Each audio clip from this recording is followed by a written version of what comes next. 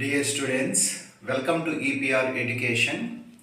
ఈరోజు ఈ వీడియో క్లాస్లో మరికొద్ది రోజుల్లో అంటే డిసెంబర్ 27 నుంచి జనవరి 3 వరకు ఆఫర్లీ ఎగ్జామ్స్ జరుగుతున్నాయి. ఇవి ఒక రకంగా కామన్ ఎగ్జామ్స్. ఎందుకంటే రాబోయే రోజుల్లో కోవిడ్ కనుక బాగా స్ప్రెడ్ అయితే ఈ ఆఫర్లీలో వచ్చిన మార్కులనే ప్రాతిపదికంగా తీసుకొని మిమ్మల్ని పాస్ చేయడం జరుగుతుంది. సో ఈ వీడియో క్లాస్లో ఫస్ట్ ఇయర్కి సంబంధించి ఎకనామిక్స్లో ఆఫర్లీకి సంబంధించిన ఇంపార్టెంట్ క్వశ్చన్స్ అనేవి తెలియచేయడం జరుగుతుంది. ఫస్ట్ లెసన్ 5 మార్క్స్వి. హ్యూమన్ వాంట్స్ ఫ్యూచర్స్ అంటే what are the characteristics features of human wants, మానవుని కోరికల లక్షణాలు. 2 టైప్స్ ఆఫ్ యూటిలిటీస్ అంటే ప్రయోజన రకాలు. అలాగనే free goods and economic goods differences, ఉచిత వస్తువులు ఆర్థిక వస్తువుల మధ్య తేడాలు. నెక్స్ట్ వెల్త్ డెఫినేషన్, సంపద నిర్వచనము. Differences between micro and macro economics, అలాగనే అంటే సూక్ష్మ స్థూల అర్థశాస్త్రాల మధ్య తేడాలు.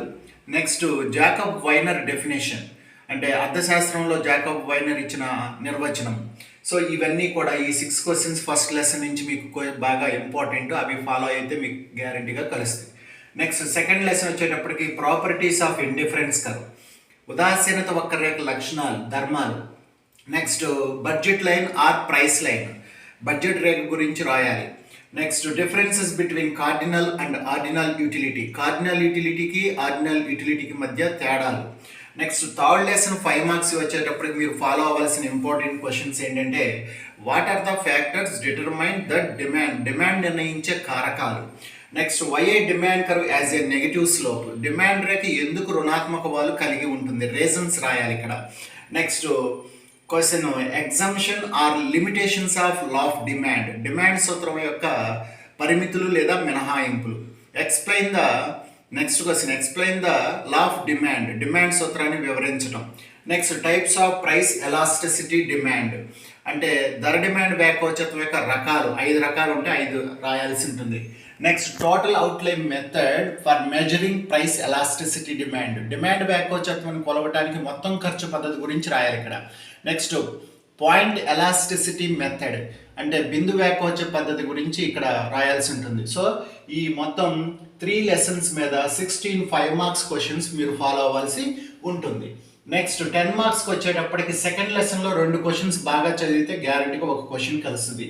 లా of demand, law of diminishing marginal utility, క్షీణోపాంత ప్రయోజన సిద్ధాంతము. Next law of equi marginal utility, సమోపాంత ప్రయోజన సిద్ధాంతం. ఈ 2 క్వశ్చన్స్ బాగా ప్రాక్టీస్ అయితే ఖచ్చితంగా ఒక క్వశ్చన్ వస్తుంది. ఇక ఫోర్త్ లెసన్కి వచ్చేటప్పటికి ఇంపార్టెంట్ క్వశ్చన్స్ 10 మార్క్స్వి 3 ఉంటాయి. లా ఆఫ్ వేరియబుల్ ప్రపోర్షన్, చరణుపాతాల సిద్ధాంతం ఒకటి, దాన్ని మనం లా ఆఫ్ డిమినిషింగ్ రిటర్న్స్ అని కూడా అంటారు, అంటే క్రమక్షీణ ప్రతిఫలాల సిద్ధాంతం.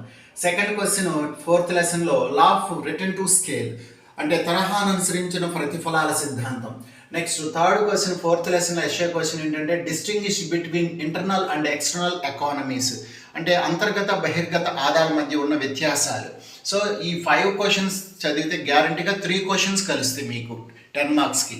ఇక 2 మార్క్స్కి వచ్చేటప్పటికి ఫస్ట్ లెసన్లో ఎకనామిక్ గూడ్స్, ఆర్థిక వస్తువులు, క్యాపిటల్ గూడ్స్, మూలధన వస్తువులు, వాటినే ప్రొడ్యూసర్స్ గూడ్స్ అని కూడా అంటారు. ఇంటర్మీడియటరీ గూడ్స్, మాధ్యమిక వస్తువులు. వెల్త్, వాట్ ఈజ్ వెల్త్ అంటే సంపద అనగానేమి, వాట్ ఈజ్ ప్రైస్ ధర అనగానేమి, వాట్ ఈజ్ వెల్త్ వాల్యూ అంటే విలువ అనగానేమి.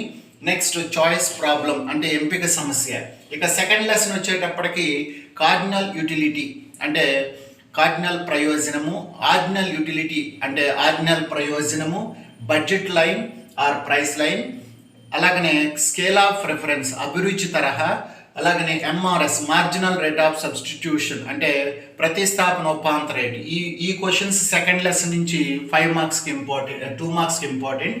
ఇక నెక్స్ట్ థర్డ్ లెసన్కి వచ్చేటప్పటికి 2 marks what is demand, demand అనగానేమి, ఇండివిజువల్ డిమాండ్ షెడ్యూల్ అంటే డిమాండ్ పట్టిక, వైయక్తిక డిమాండ్ పట్టిక. ఇవన్నీ కూడా important questions. Demand function, demand ఫలము, Giffen goods or Giffen paradox, Giffen వైపరీత్యము లేదా గిఫిన్ వస్తువులు. నెక్స్ట్ వెబలన్ గూడ్స్, వాటిని మనం ప్రెస్టీజియస్ గూడ్స్ అంటాం. నెక్స్ట్ ఇంటర్మీడియటరీ గూడ్స్ అంటే ఇన్ఫీరియర్ గూడ్స్, నాసిరకం వస్తువులు. సబ్స్టిట్యూట్స్ అంటే ప్రత్యామ్నాయాలు, ఇన్కమ్ డిమాండ్, ఆదాయ డిమాండ్, క్రోస్ డిమాండ్, జాత్యంతర demand. Next price elasticity demand, arc method అంటే ధర డిమాండ్ వ్యాకోచత్వము, ఆర్క్ పద్ధతి. నెక్స్ట్ పర్ఫెక్ట్ ఎలాస్టిసిటీ డిమాండ్, పూర్తి వ్యాకోచ డిమాండ్. పర్ఫెక్ట్లీ ఇన్ఎలాస్టిసిటీ డిమాండ్ అంటే పూర్తి అవ్యాకోచ డిమాండ్. నెక్స్ట్ వచ్చేటప్పటికి యూనిటరీ ఎలాస్టిసిటీ డిమాండ్ అంటే ఇక్కడ ఏకత్వ వ్యాకోచ డిమాండ్. ఇక ఫోర్త్ లెసన్లో 2 మార్క్స్ వచ్చేటప్పటికి మార్జినల్ కాస్ట్, ఉపాంత వ్యయము, యావరేజ్ కాస్ట్, సగటు వ్యయము, ప్రొడక్షన్ ఫంక్షన్, ఉత్పత్తి ఫలము, లా ఆఫ్ సప్లై అంటే సప్లై సూత్రము, ఫ్యాక్టర్స్ ఆఫ్ ప్రొడక్షన్ ఉత్పత్తి కారకాలు. ఫలము, లా ఆఫ్ సప్లై అంటే సప్లై సూత్రము, ఫ్యాక్టర్స్ ఆఫ్ ప్రొడక్షన్ ఉత్పత్తి కారకాలు. These are important questions from 4 lessons offerly syllabus. So please carefully revision and practice more times. So మన ఎకనామిక్స్ ఎగ్జామ్ డిసెంబర్ 31 వచ్చింది. All the best.